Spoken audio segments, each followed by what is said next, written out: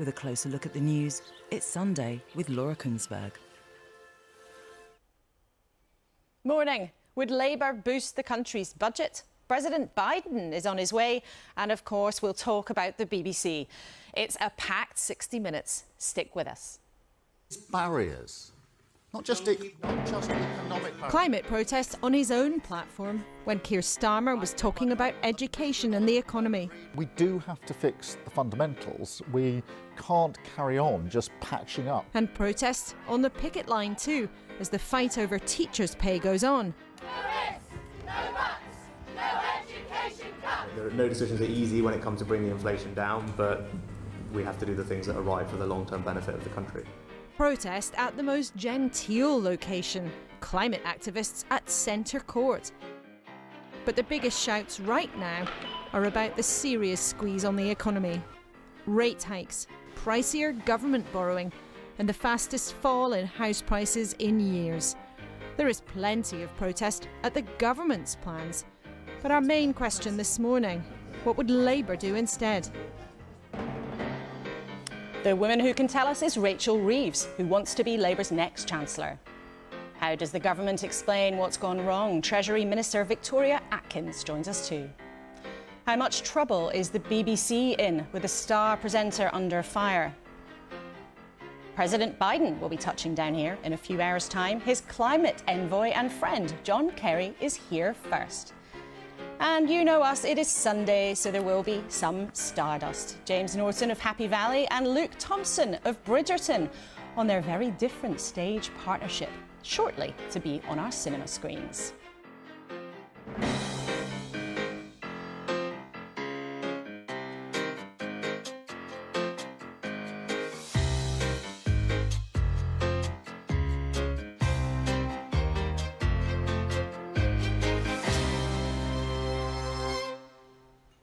Morning.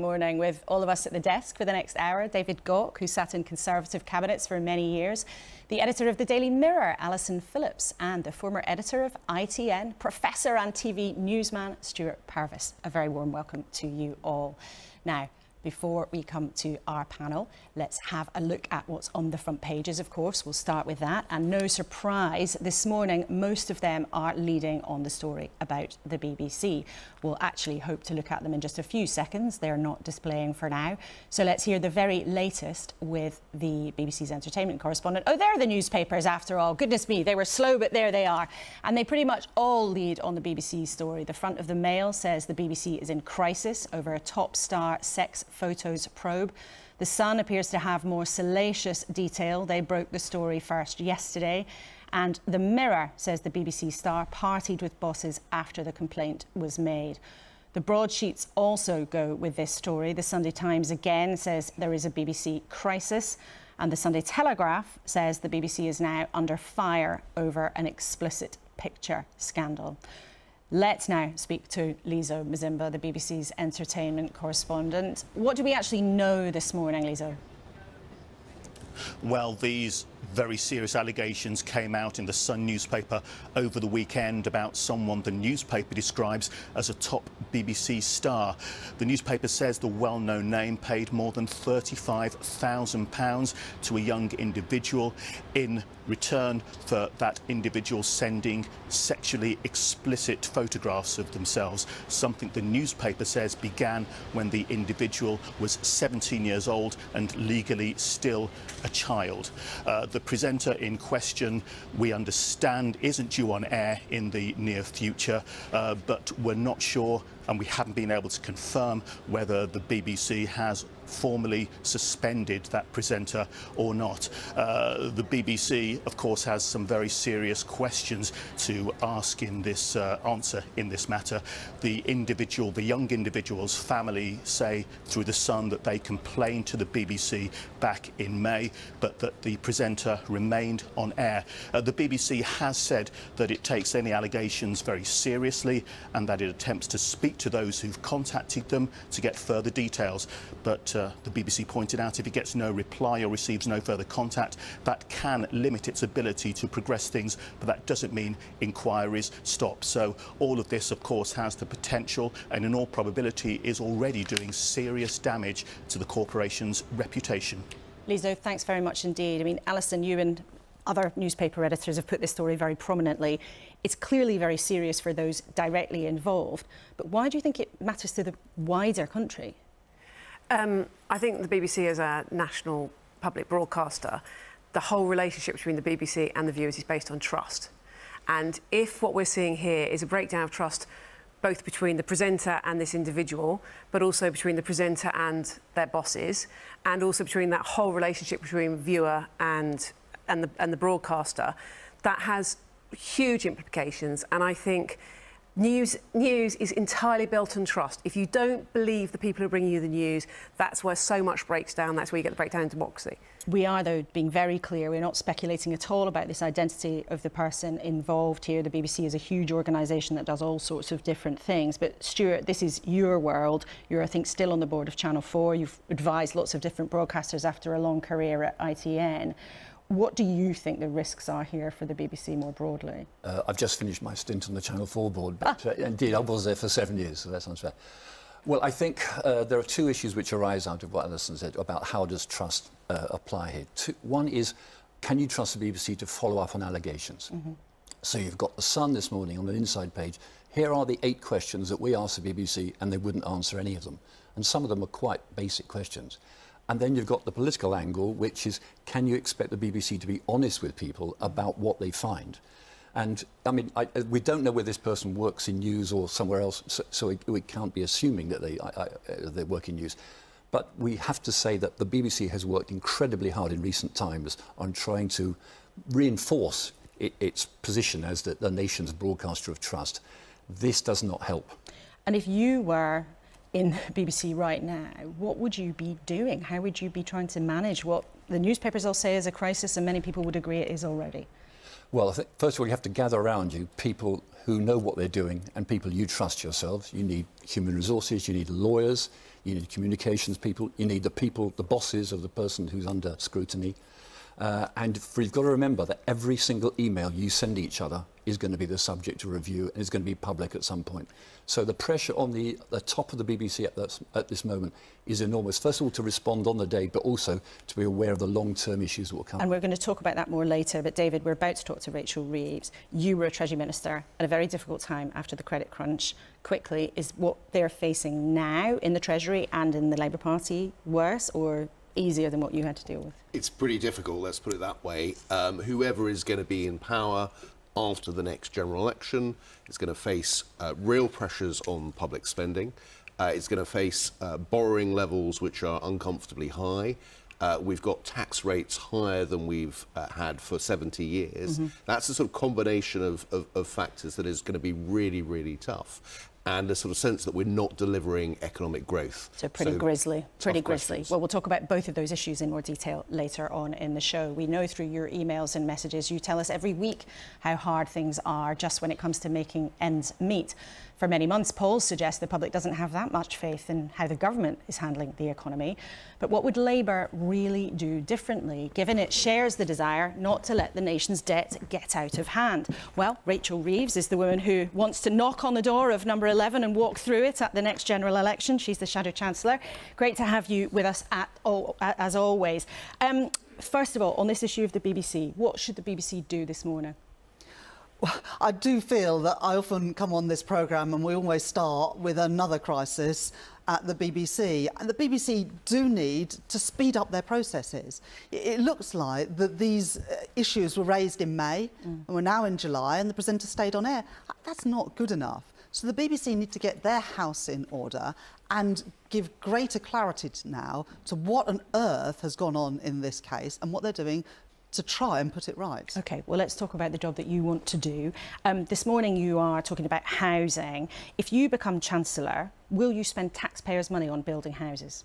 This isn't about spending taxpayers' money. This is about unblocking the planning system. It's about offering some form of guarantor for people who are struggling to save a deposit but can afford the monthly mortgage repayments. this government have blown it when it comes to home ownership. Home ownership is now falling under a Conservative government, and it is clear that it is only Labour now that can help people fulfil their dreams of owning their homes, because it's only Labour that will get builders building again in a way that we need to build those homes for people. But there are 1.2 million people on social housing waiting lists right now. Now, if you're not going to spend taxpayers' money on getting houses built, how are the things you're talking about really going to make a difference to that? Well, if you look at home ownership levels, they were once as high under the last Labour government as 70% of people owning their own homes. That's fallen now to 64%. And but that's not my question. People... My question is, if you're not going to spend taxpayers' money building houses, you've been really clear about that, how on earth can you guarantee to our viewers that there are going to be more homes to rent and more homes to buy? Because builders want to build, it's just the planning system mitigates against that. The government, of course, got rid of the planning targets, so local authorities now have no obligation, no targets to build new homes, and as a result, those homes aren't getting built. And this has a real economic impact as well. If house building falls in the way that is now expected, that's a £44 billion hit to the UK economy every single year. And many businesses as well say that they struggle to recruit people because people can't afford to live in the places where the jobs are being generated. But successive... So this is incredibly important. Everybody knows it's important. So that builders can build. And everybody knows it's important, but successive Conservative governments have said, we'll unblock the planning system. That's what we need to do. That's the formula. Laura. Except that many experts in this sector think unless you're going to do something much bolder, much bigger, something like perhaps spending taxpayers' money to get things built, it's not going to make that much difference. And that's not what the house builders are saying. The house builders are not saying that they need government money. What they are saying is they want those planning targets back, and they want the planning system unblocked. That is what Labour offers in contrast to the Conservatives. But do you really think, can you really tell our viewers that there's very much difference to what you're saying? Because the Conservatives say, we're going to work around the planning system. You're saying you're going to work around the planning system. The government are not saying that. The government, Rishi Sunak, caved into his backbenchers a few months ago at Christmas last year, 3 days, I think, before Christmas, caved in and said, do you know what, we'll just end these planning targets. So they are not even trying. They've given up, they've blown it. But you're confident that tinkering with the planning system is going to make a big difference to putting roofs over people's heads in this country? And that is what builders are saying to us as well. You unblock the system and we will build the homes. And then young people and families who dream of home ownership will be able to fulfil that dream again. And let me just also say this. You know, there are people who have managed to get on the housing ladder who are now seeing their dreams turn into nightmares because of the Tory mortgage bombshell. But you're not proposing giving them money to help, are you? Well, what we've said is that the scheme for lenders has got to be mandatory. At the moment, people are falling through the cracks because their lenders aren't signing up to these schemes. But you're not proposing to give them taxpayers' cash, which no, is... No one is. Well, the Liberal Democrats are, but we've got lots to talk about. That makes no sense at all, to be honest, because we are in a high inflation environment. Just an untargeted giveaway to people makes no sense at all. This is about practical things to keep people who are struggling in their homes, and that's what Labour's scheme would do. Let's talk about one of the other big areas that I know you really care about. Last time you came on this programme, you said that you'd be spending £28 billion a year on green projects. You said it was crucial, and you said it needed urgency. Now, since you came on last, that has now been delayed. Are you 100% committed to reaching that level of spending, £28 billion a year, by the end of the first Parliament if you win the election? I can't overstate the damage the Conservatives have done to the economy, but I'm not going to apologise for making sure that our sums add up. And since I first announced Labour's Green Prosperity plans, interest rates have gone up 13 times. Inflation's now at 8.7%, seems to be stuck there, been there for the last 2 months. And I've always been clear that all our policies, including investing in the industries of the future and boosting our energy security, are subject to our fiscal rules, which means paying for day-to-day spending through tax receipts and getting debt down as a share of our economy. So that explains the delay, but my question is, are you committed to spending that £28 billion by the end of your first Parliament if you win the election? We're confident that we can get there, but all of our plans will always be... Yeah, we're committed to it, but it's subject to our fiscal rules. And that's really, really important to say that. And those are your limits on spending, that jargon. Yes, and what I say is that you pay for day-to-day spending through tax receipts and you get debt down as a share of the economy. You know, David Gauke made a really good point on the panel earlier. You know, debt has tripled under the Conservatives. Debt is now the same size as our whole economy. We've got to get a grip of that, and all of our plans will be consistent with those fiscal rules. And those fiscal rules which are the spending limits, so that you only borrow if it's something for a big long-term project and everything else is accounted for day to day.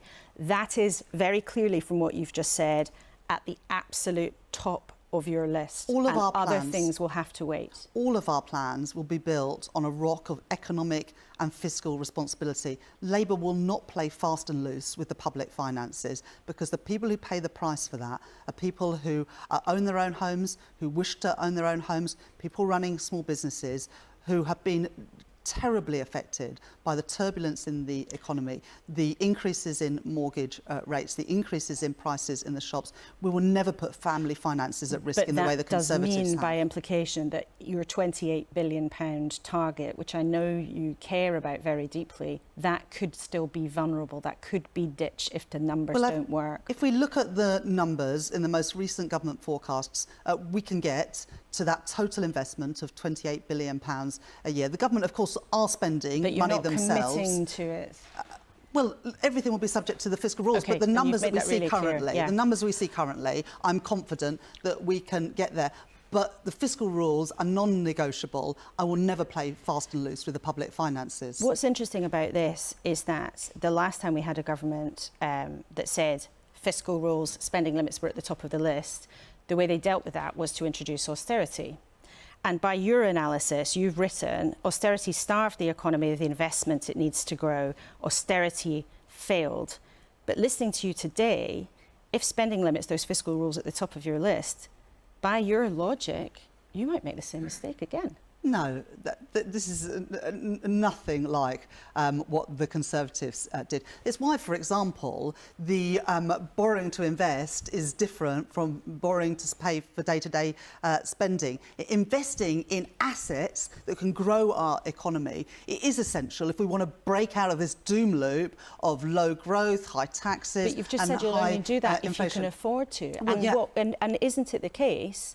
And you're very proud, I think, of being disciplined on this. But isn't it the case that that discipline means going into the next election, it's very likely that Labour and the Conservatives will basically be following the same kind of tram lines on spending? I don't accept that at all. If you look, for example, what we've said around taxation of non-doms, I believe if you make your home in Britain, you should pay your taxes here. You know and that's a under Labour, marginal we will. issue. Well, Important to some people, Laura, but you know think, that's a small amount of cash in Laura, the overall thing. I don't think £3.5 billion a year is marginal. And we've said that we would use that money to invest in one of the biggest ever workforce expansions in the NHS. You had Steve Barclay on this programme last week.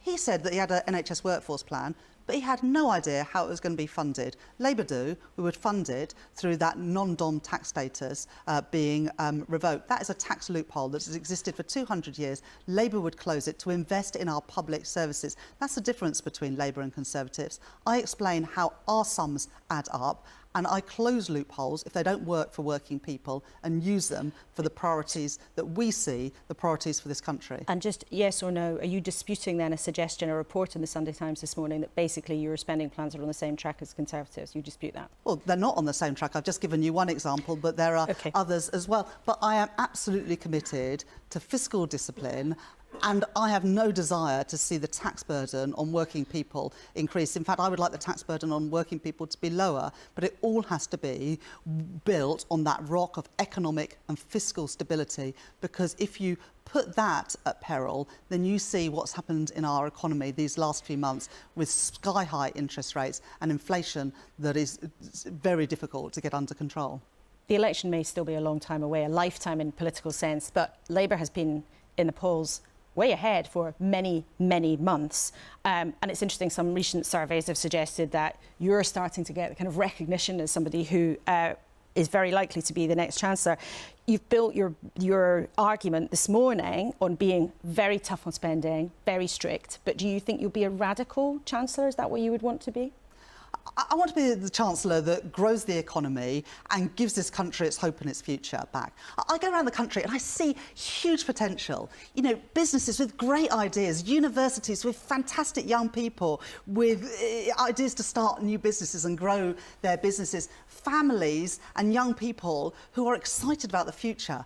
But what we don't have today is a government that matches that scale of ambition. It's why the plans we've set out, including the Green Prosperity Plan, to invest in carbon capture and storage, GB Energy, a wholly publicly owned energy company to invest in energy generation, our modern industrial strategy, our plans to make Britain the best place to start and grow a business. This can transform the UK economy, build in the security that we need for family finances, is anti-inflationary, can help get bills down, and can bring to Britain the jobs of the future. You've got John Kerry on the programme later. In a couple of minutes, which is why we must wind up this interview. But in the US, they are seizing these opportunities to grow the economy. And I don't want want other countries stealing a march on Britain. We've got the idea and the talent here. We've got to harness it. And quickly, not everybody might know this, but you were a champion chess player as a child. Politics is sometimes talked about as a chess game. So if it is, where do you think you've got the Conservatives? Are you at checkmate yet? Well, I describe it as we're a rook ahead after about 30 moves, but we're playing an opponent that usually beats us. So this is not in the bag, but we are determined to offer to the country the hope that it needs, but also the reassurance that our sums add up and we can make the change that this country desperately needs. OK, a rook ahead. I'm going to have to go off and look up what that actually means. But Rachel Reeves, if that's 5 points. OK, thank you very much indeed, Rachel Reeves. It's always great to have you here with us in the studio. What did you think? You can let us know, of course, as ever. Email us at kuenssberg@bbc.co.uk or on the social media. If you're that way inclined, you can use the hashtag BBC Laura K, and we'll try and share some of the conversation later in the show. And you can go to the BBC Live page. The address is there for you, bbc.co.uk, if you want to follow as we go along. Now, if Labour wanted evidence to back up its focus on climate, there is plenty of that around, as we've just been hearing. Last week, the temperature right around the world broke records. And the Secretary-General of the United Nations, Antonio Guterres, said this. The situation we are witnessing now is the demonstration that climate change is out of control. Out of control, according to the United Nations. Well, Secretary Kerry is with us this morning. Warm welcome to the studio. It's your job as climate envoy to persuade people they have to do more, but the numbers suggest it's not working. Well, I disagree with that. I think that all around the world, people are captivated by the crisis and deeply, deeply concerned about it. You just had a 66-year-old gentleman going out in the middle of the Wimbledon court and demonstrating and willing to be arrested. There is civil disobedience building in communities around the world. And I think if you listen to the scientists, which not enough people are, the last week they have described as terrifying and as uncharted territory. When you see the risks of what is happening already with global ice melt, with challenges of fires, of mudslides, of heat, people dying from the level of heat, the quality of air. People are dying around the world, in the millions, by the way. About 8 million people a year die from that. And it comes from one thing. This is not complicated. It is the way we have chosen to propel our vehicles, heat our homes, light our factories and businesses. It's the provision of power, burning fossil fuel without capturing the emissions. We have two choices. You either capture the emissions or you don't create them in the first place. And that's the challenge that we face now. If you think, though, of what's happening in countries like China, where coal mine production is still going up, countries like India, countries who maybe sometimes talked a good game at big international gatherings like COP, the numbers in many cases are still going the wrong way. So why are you failing to persuade people to take the kind of radical action? Persuading people. Leaders. China is a country, a huge country. It's the largest emitter in the world. And we need China to cooperate, and we need to cooperate with China. People are sort of in this standoff, but we can't afford to be, which is why President Biden has just had the Treasury Secretary in China talking about economics, but who also talked about climate. And there will be other visits. And what we're trying to do is change the dynamic between our nations. We are the two largest economies in the world. We are the two largest emitters of greenhouse gas emissions. We need to work together in a cooperative way. I believe the Chinese are now talking about and thinking about how we can do that. We need to progress that. But President Biden is deeply committed to this endeavor. Tomorrow we are hosting, Grant Shapps, the Secretary of Energy Security and Net Zero, and I are hosting a morning event with a group of philanthropists and CEOs. And we've been very graciously invited to brief President Biden and His Majesty King Charles afterwards about how we can accelerate the deployment of literally trillions of dollars, because it's investment by the private sector that ultimately is going to accelerate this transition. What about the UK then? I know you take a close interest, and we've talked to you on the programme before about the King's interest in climate change, but the UK, until quite recently, used to boast it was a leader on climate change, and yet recently its own sort of independent adjudicator, the Committee on Climate Change, said actually now the UK was missing targets. I mean, are you disappointed that the UK seems to have softened some of its eagerness to be at the forefront? I think we have a challenge globally, including in the United States, to get people to move faster.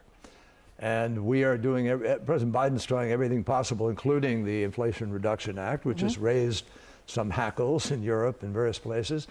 But what we're doing is trying to excite, to incentivize the private sector to move faster, and that's happening. But will you tell the UK to move faster? Because we're not going to sit there and tell people things. I think that's a kind of diplomacy that doesn't work. I think President Biden looks forward to having conversations. I know he's going to be meeting with the Prime Minister, and I'm sure climate will be a critical component of that conversation, because it has to be. If we don't do this, the disruption to all investment, the disruption to supply chains, the movement in migration of tens of millions of people, if you have food production imploding in Africa, for instance, or the heat that we're now seeing in various parts of the world. People can't work outdoors in that kind of heat.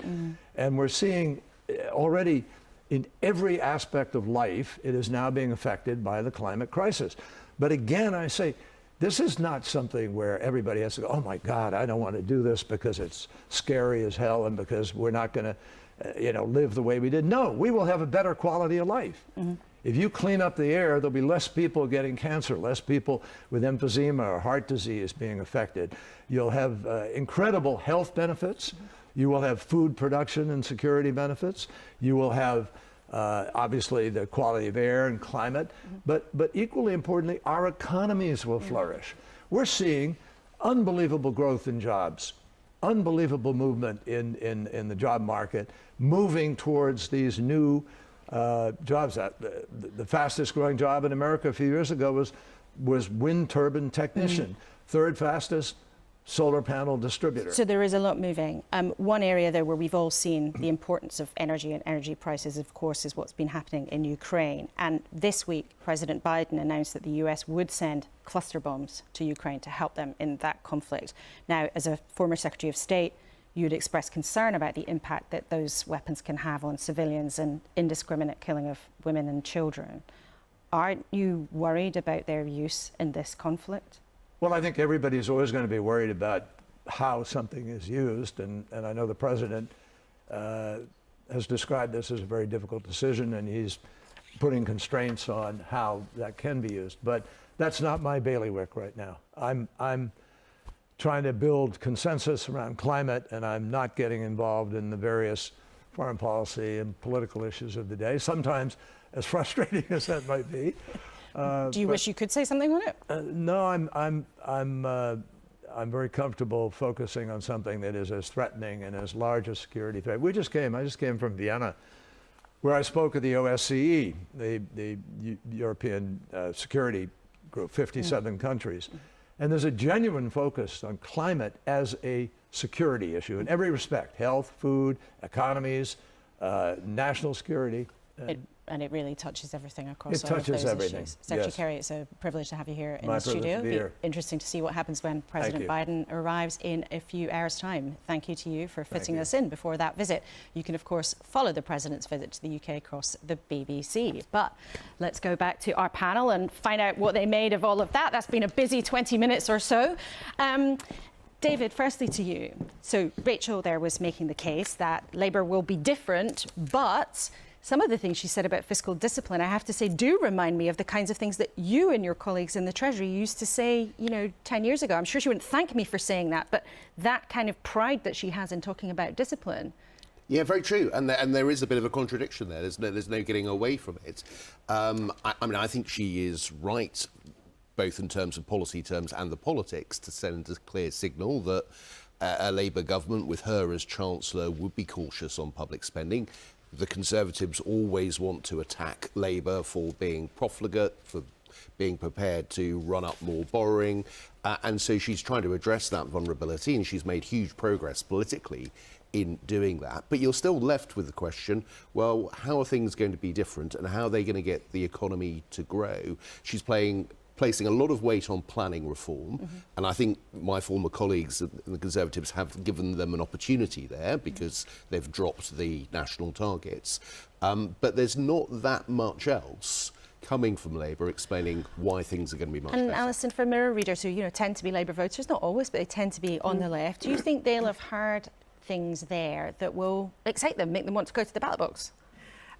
I think what they've seen from Rachel is a very sensible woman who's going to be in charge of the finances, and there's an awful lot to be said for that. I mean, Rachel Reeves isn't going to lend you a fiver if she thinks that might have an impact on the working person's tax burden.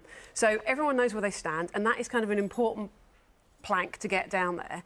But then I think at the end she came to the point about hope, and that's where excitement comes, excitement and hope, and quite often excitement and hope come with a price tag.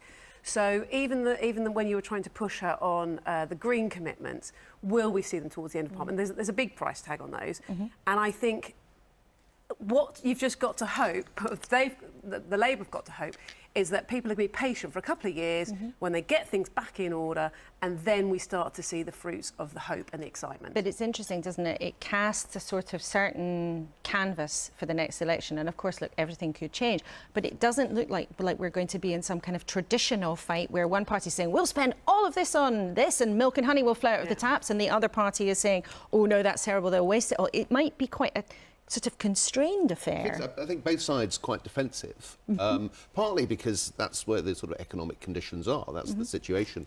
And although you can make a comparison with 1997, where, of course, Tony Blair and Gordon Brown said we're going to stick to the Conservative spending plans, again, provided a lot of reassurance. Essentially, the economy was strong and the public finances were in a very sound footing. It's not going to be the case this time. Except that there are economists on the left and politicians on the left of the Labour Party, and people also economists on the right and on the right of the Conservative Party would say actually all this centrist stuff in the middle where everyone says let's be careful, that's not going to match the scale of the challenge at all.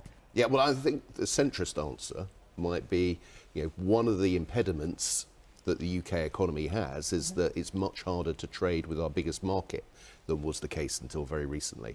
And if Labour really want to have a compelling economic narrative, they could be bolder on Brexit than they have been up till now. And we know that they don't want to talk about that at all. We've just had 3 or 4 years of people being promised milk and honey, all sorts of nonsense from people in charge, and people just want someone they can trust. Interesting also the conversation about climate and John Kerry talking about civil disobedience. I want to show our viewers a very sort of refined form of civil disobedience. It was somebody at the wedding of the former Chancellor, George Osborne, yesterday, throwing orange confetti over him and his new wife. David, do you think the Conservatives are now missing a trick on climate by appearing less committed than they were under Boris Johnson?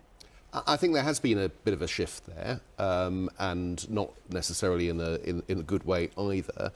I do think on things like onshore wind, for example, that should be a very easy win. It's actually a popular policy to allow onshore wind turbines, and yet the government is not embracing that. It's not always very popular with Tory members. No, I know, but I think they're on the wrong side of the argument there, and they should shift their position. Got to ask if you were invited to the wedding. It looked like the sort of political event of the year. Well, I sadly not, but quite a lot going on. I didn't mean to intrude on any private grief.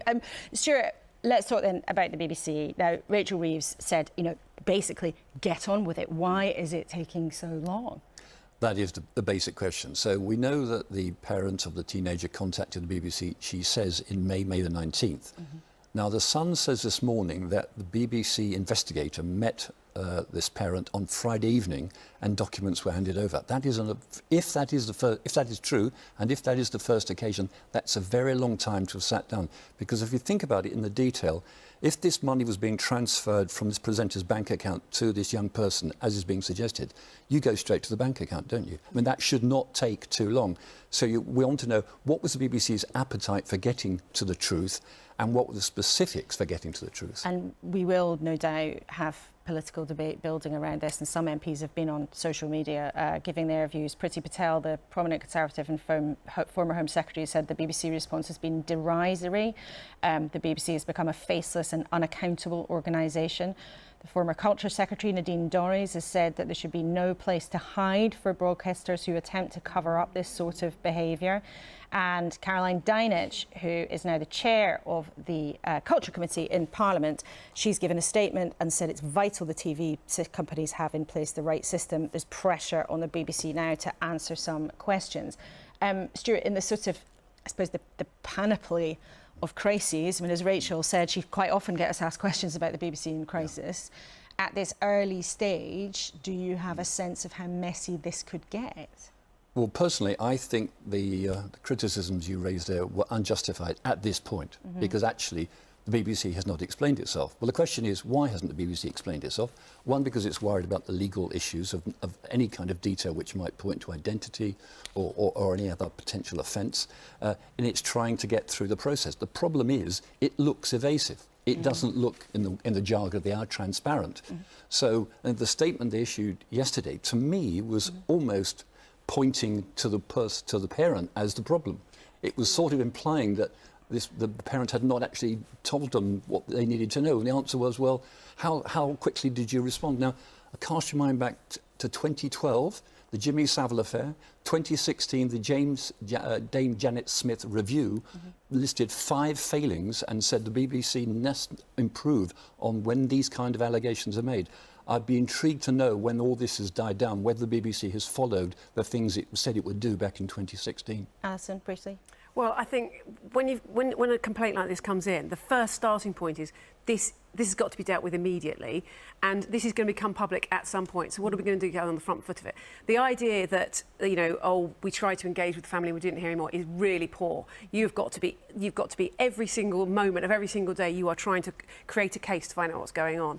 And that's where I think the BBC's let itself down. OK, well, we should emphasise there's a limit to what we know at the moment, and of course there are legal constraints around this debate, but thank you, all three of you, very much for sharing your views. Well, just as the country's balance sheet means that Labour doesn't want to be as generous as many of its MPs and maybe voters might like with cash for public spending, the Conservatives can't be certain about those tax cuts that they might love to promise and have been dangling to their backbenchers and voters for some time.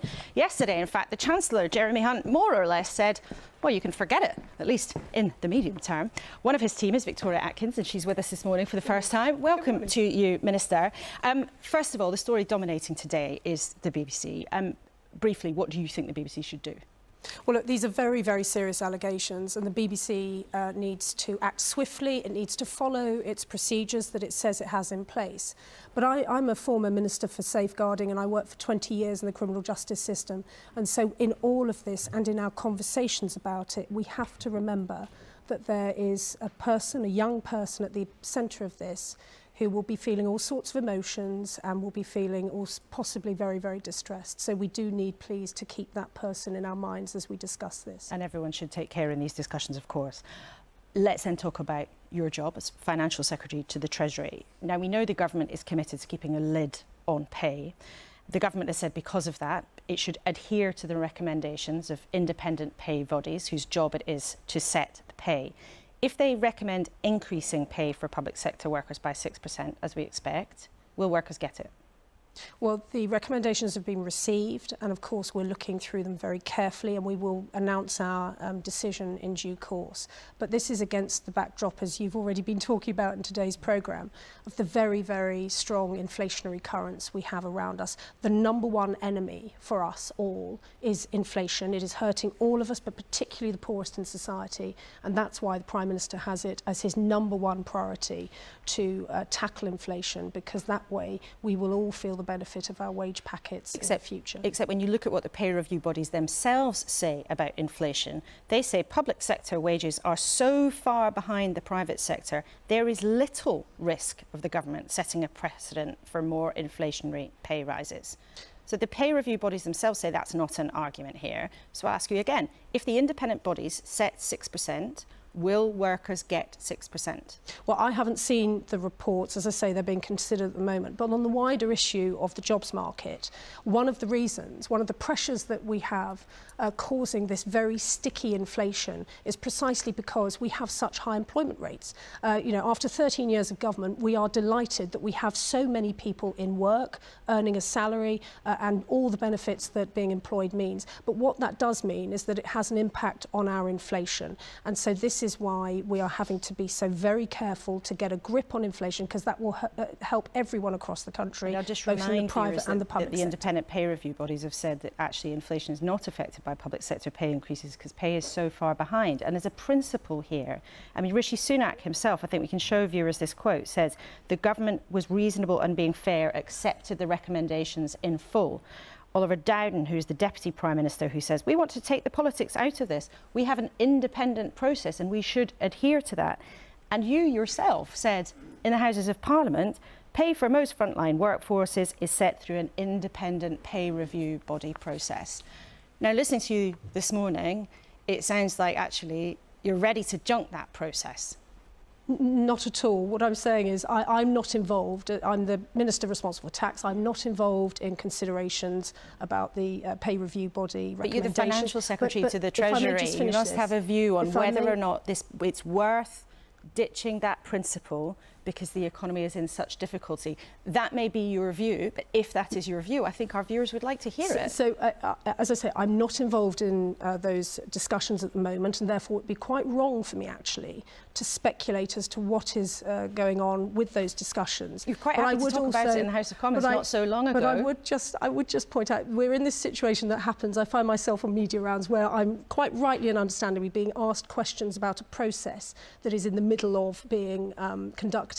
And so in a few weeks' time, whenever the recommendations, whenever the response is published, you will then have your answer as to what the government's view is. I have to focus as Financial Secretary on taxes, but also on the impact of inflation. And so I'm just trying to set that overall context. And understood. But I suppose the question our viewers and public sector workers watching will want to know, do you, as a Treasury Minister, believe that things are so tough in terms of the public finances that it might be worth ditching that principle of following the independent pay review bodies?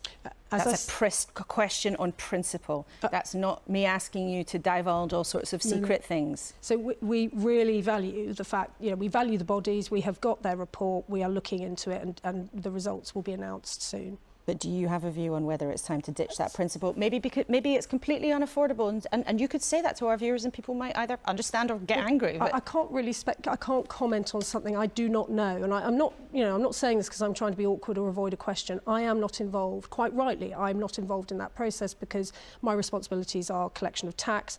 Those others who are in government are looking at it incredibly carefully because we fully understand how important this is for people at home who are waiting the results of those decisions. Let's talk about tax then, which is your responsibility. Clearly, there's not much money to spend. We know that's the Treasury's thinking. Your boss, Jeremy Hunt, indicated very strongly that either voters or your colleagues on the Conservative backbenches hoping for tax cuts anytime soon should forget it. Yeah, and look, we are Conservatives. We absolutely fundamentally believe in lower taxes. I want people to be able to keep more of their hard-earned earnings in their pockets and purses. But we are in a situation at the moment where, because we were able to support people so well during the pandemic, in thanks, I have to say, to the hard work of the previous 10 years of Conservative government, of which David was one, because of the hard work that we had over that decade, we were able to support people through the pandemic. And you'll remember schemes such such as furlough. We saved millions of jobs. But does that mean that people can forget about any tax cuts before the next election? So we have this money that we have rightly spent, and by the way, Labour wasn't arguing with us spending this money to support people and to support the NHS. We have also spent £94 billion on cost of living support, which is incredibly important. Has made so a my real question is, impact should people forget tax cuts before the next election? So we want to be fiscally responsible. So both the Prime Minister and the Chancellor have said that as soon as we can, we will cut taxes, but we do have to be fiscally responsible about this, which is why we've had to make some very difficult decisions. But I'm asking you about the timing of what that might mean, because your boss, Jeremy Hunt, seemed to indicate yesterday very clearly that essentially people could absolutely forget about the idea of any tax cuts in the autumn, and the implication being you might not be able to promise them before the election. So our priority, as Jeremy set out yesterday, has to be tackling inflation. That is the quickest way that we can help people make their wage packets go further. And so this is why the Prime Minister, who was talking about this, by the way, 2 years before anyone else, that's why he's made it his #1 priority out of his 5 priorities. And you've made and that we're doing point, all sorts but I'm asking you a to, different question. Should people listening this morning, your colleagues on the backbenches, people in government, should they hear from you and from your boss, Jeremy Hunt, that actually, you know what, things are so tough in the economy that tax cuts are simply off the agenda for the foreseeable future?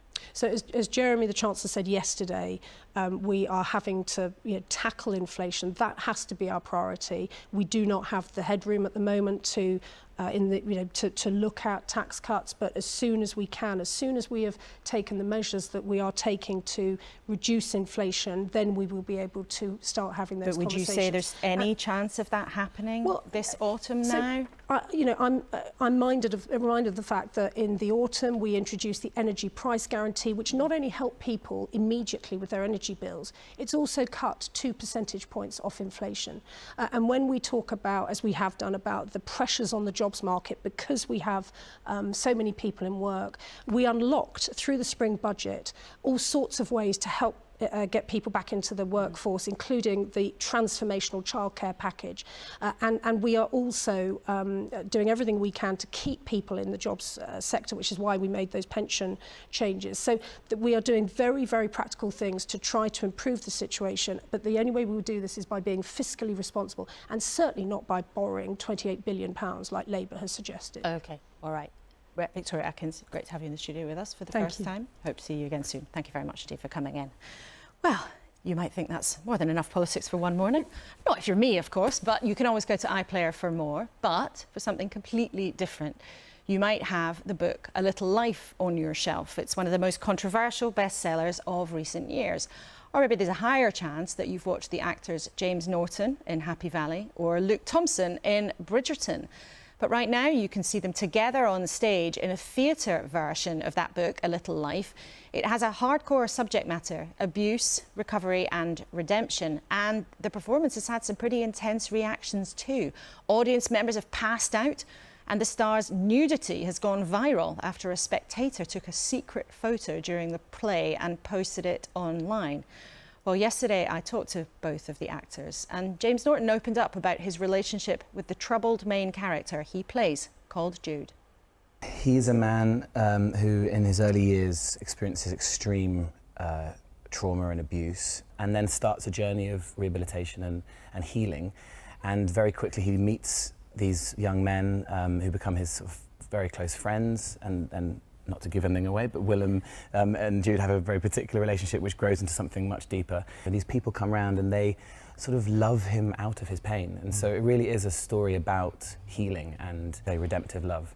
And the struggle of that, you know, how I think a lot of made is of how extreme the suffering is, but actually it is I think that sounds mad to say, but it is a relatable story, because I think it's about how hard it is, how suffering can define us, and how hard it is to let go of one's suffering. And then actually, you know, we hold our suffering close, and it's quite hard to let go of it. But for people watching it here in the theatre and soon on cinema screens around the country, people are going to be able to see it. It is also, you know, a real kind of spectacle of, you know, self-harm, shouting, weeping, 3 hours of it. What's it like for you to do that every night? It's been the hardest thing I've ever done, career or otherwise, but it's also been the most rewarding. I will look back on this moment in my life, and I think it will have been a really important moment for me personally, for my career. I was terrified of this. And I still am most nights. I still get, you know, a bout of nerves before I go on. But that's the only testament to how much I care, and it's really wonderful to care this much about a job. One of the things that also happens in this play, which people are now very comfortable talking about, is male nudity. Do you feel that you've been objectified in a way that female actors actually wouldn't be now?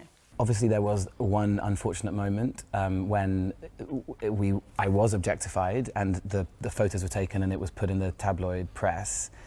What was incredibly encouraging and sort of heartwarming about that experience was the way the community, the theatre community, and also just the wider community, like society in general. I mean, it wasn't that big a story, but people who were aware of it really came together and said, this is just not appropriate at all. There was very little, it felt like, from my point of view, there was very little sort of salivating around that story. If anything, it was outrage, and that was really a really encouraging reaction to what was a moment of objectification. Do you feel that as a young actor, you know, most people watching this will know you from Bridgerton, and you sort of arrived on our screens and people thought, oh, goodness me, and you've got legions of fans, not least who share information and pictures and things about you on their phones. I mean, do you feel that is a particular pressure as an actor of your generation? Maybe. I mean, personally, not for me, because I'm not on social media, so I don't really care. As in, like, I don't even, it doesn't disturb me. Like, I sort of think the whole idea of being an actor is that you do want to live in people's imaginations in some kind of way. So I encourage it. I just don't want to have any part of it. Like, people are welcome to do whatever they like. I don't really care. Do you use social media? Do you think it's something that are you happy with the role it now has in the sort of, I suppose, the world of celebrity, really? I use it to promote work, which I'm proud of, and I'm really happy, for example, to be able to promote this. And when we film this show, I'll be able to reach the followers I have and hopefully encourage them to watch this, and I'm so proud of it. And social media will be a way of reaching more and more people. So there are positives. I'm a diabetic. I found incredible relationships through social media with other diabetics. I have masses of parents of diabetics or diabetics themselves reaching out on Instagram just saying, it's great to see you doing what you're doing. Is that a particular challenge when it comes to how physical being on stage for so long is? It is. I mean, it's challenging in a play environment anyway, because well, adrenaline affects sugar levels. The very fact that I'm not allowed, I can't leave the stage apart from the interval, for the 3.5 hours, I don't leave the stage. And so I have to find kind of ingenious ways of working out what my sugar levels are doing, and then mitigating against going hypoglycemic, which is the risky low, and that will then cause me to become disorientated and sweat and eventually, you know, faint. So I have to mitigate against that, and I have these glucose shots spread around the stage. There are bits of food which I have to eat, and I have to eat more of it when I need the sugar and less when I don't. But so far it's been really encouraging, and I, if you'd asked me 6 months ago whether I would have been able to do a 3.5 hour play non-stop as a diabetic, I would have been really scared.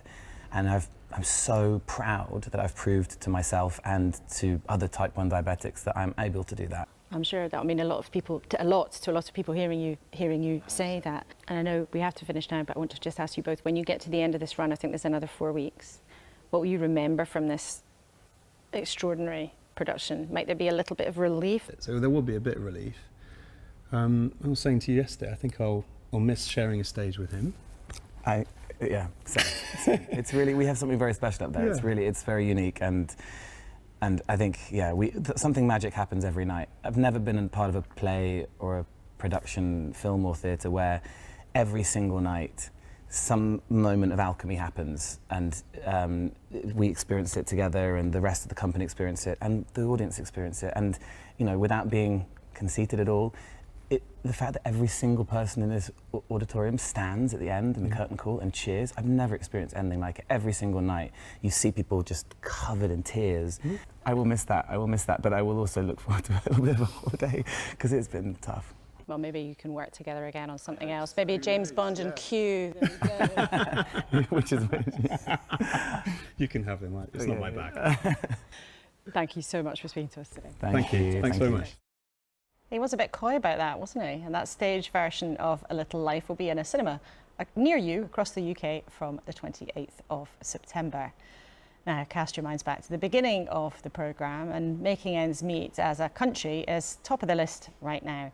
And Rachel Reeves, who wants to be the next Chancellor, told me that keeping a tight lid on the finances would be her priority. All of our plans will be built on a rock of economic and fiscal responsibility. Labour will not play fast and loose with the public finances, because the people who pay the price for that are people who own their own homes, who wish to own their own homes, people running small businesses. We've had tons of emails from you this morning. Short shrift, I have to say, for both parties. Brian Wells said, I used to be a Labour supporter until the infamous 2010 note left by Liam Byrne. How can a responsible government leave the economy in such an awful state? It was unforgivable. Labour, no way. Todd O'Brien, on the other hand, said, my food bill has doubled and is increasing. There are no houses to buy or rent at reasonable rates for my children. The NHS has been driven into the ground. The Tories have done this. Thank you so much for getting in touch. We love hearing from you. Let's hear finally from our panel, from their closing verdict. Now, David, you used to have the job as Financial Secretary to the Treasury, as we were speaking to Victoria Atkins, who holds that conch right now. How did you think she did? I mean, is she in an impossible position, or should she be able to say what they're going to do? Well, I had a sense of nostalgia, I have to say, of being a sort of Treasury Minister when the public finances are in a difficult situation and there's no real good news to announce. I think the government is in a difficult position on public sector pay, having stakes a very clear position about backing the pay review bodies. Yeah, backing the independent. Backing the independents, and then clearly questioning whether they're going to follow through with that. I can understand where the government is coming from in terms of the concern about inflation, particularly about the extra. How's this going to be paid for? If you're going to be borrowing more, then it's a big spending commitment, and that's going to make the fight against inflation harder. But we at the moment placing so much weight on public sector pay. And if you want to have good public services, you do need to recruit, retain and motivate public sector staff. And public sector pay is increasingly uncompetitive. And we know that those vacancies are such a huge part of what's driving the strikes across the sectors. I mean, Alison, do you think that people will have heard Victoria Atkins and thought, what do you think people's response will be? Yeah, I think it's pretty outrageous. I mean, that outrageous? The whole thing that she won't commit one way or the other is just more sort of waffle that people are just sick of. But also, we're talking about the people that have got us through the last few years of this pandemic, and after months of saying, no, it's the independent pay review, we can only follow the independent pay review. Oh, the independent pay review is saying something we don't want to hear, so we're not going to follow the independent pay review. It just stinks, and it again speaks to that kind of breakdown of trust.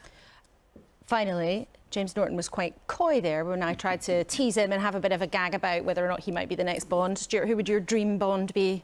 Dream Bond?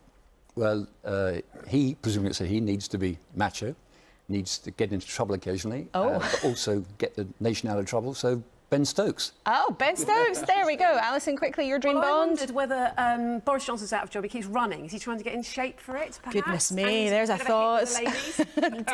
David, a dream Bond for you? Do you back Boris as Bond? No. There's a slogan. Yes, that would be a surprise for so many ways. Be against your brand. Ways. Yes, quite. And I think Ben Stokes needs to keep on the cricket. There we go. There we go. Well, we got an interesting idea out of you, Stuart. Thank you all very much for all of your ideas and insights in the last 60 minutes. Thank you to you for sharing your stories, and of course for watching and being with us this morning when we have tried to sketch out a bit more of the real difference between Labour and the Conservatives on the economy. They do share an ethos right now that it's not the moment to be offering huge tax cuts or huge big cheques for ordinary public spending, whatever economists on the outsides might say. But we do know that the main party's instincts and ambitions are different, but they have different tasks as well. The opposition perhaps has to persuade you what it would mean in practice to translate a hefty poll lead into practical promises. The job for the Conservatives, in contrast, is to try to grab back their traditional lead on being able to run the economy. Years in power and months of chaos this year have squandered. That is quite the to-do list for both of them. As ever, thank you so much for your company. You can check in always on the BBC website or go to iPlayer if you missed anything, or I'll just look forward to seeing you here, same time, same place, next week. Goodbye.